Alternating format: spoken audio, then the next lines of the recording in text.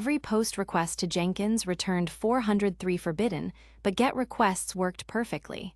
The culprit? Missing CSRF Crumb. Let's break down Jenkins REST API and CLI Automation, how it works, and the exact mistake behind that failure. Jenkins REST API exposes most UI actions as HTTP endpoints, returning JSON or XML. The CLI tool provides a command line interface. Both require careful handling of authentication and CSRF tokens to avoid 403 errors. The Jenkins CLI jar supports SSH and HTTP token authentication. For scripts, token-based HTTP is stateless and easier to manage, but never hardcode tokens, use environment variables or secret stores. The core endpoint is /API/JSON, but never call it without the tree parameter. It can return massive payloads. Use tree to specify exactly what you need and paginate with offset for large instances. Creating and triggering jobs is straightforward with curl. Use post to create item with XML config and /job/name/build to trigger. For parameterized builds, use build with parameters. Always include CSRF Crumb. The Python-Jenkins library simplifies API calls, handling Crumb automatically.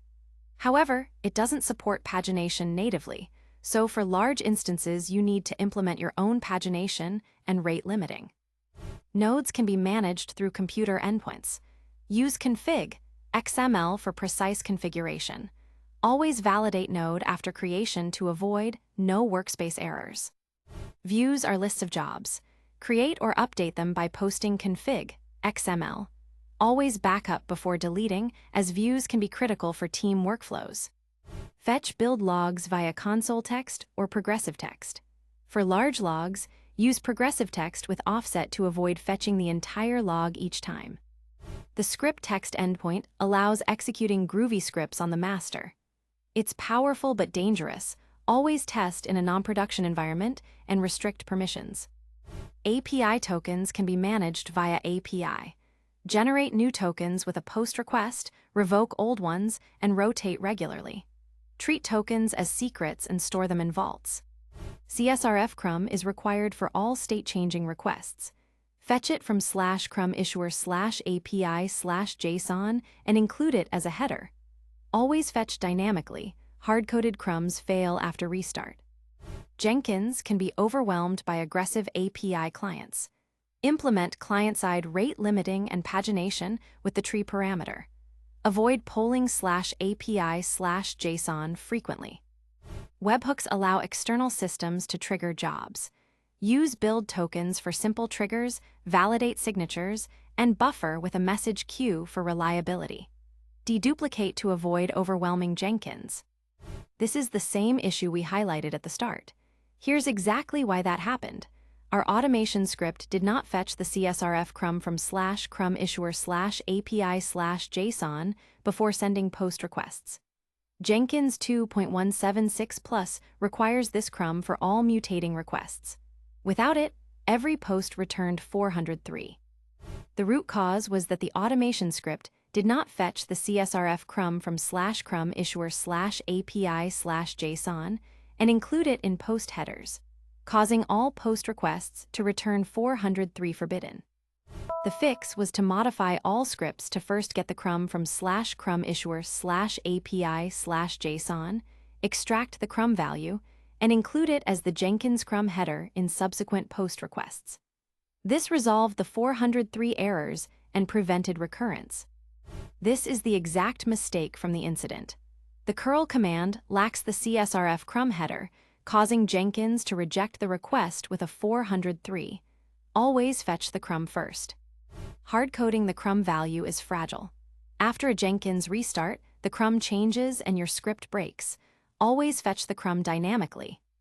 Calling /API/JSON without the tree parameter can return a massive response, potentially crashing Jenkins. Always use tree to limit fields and paginate.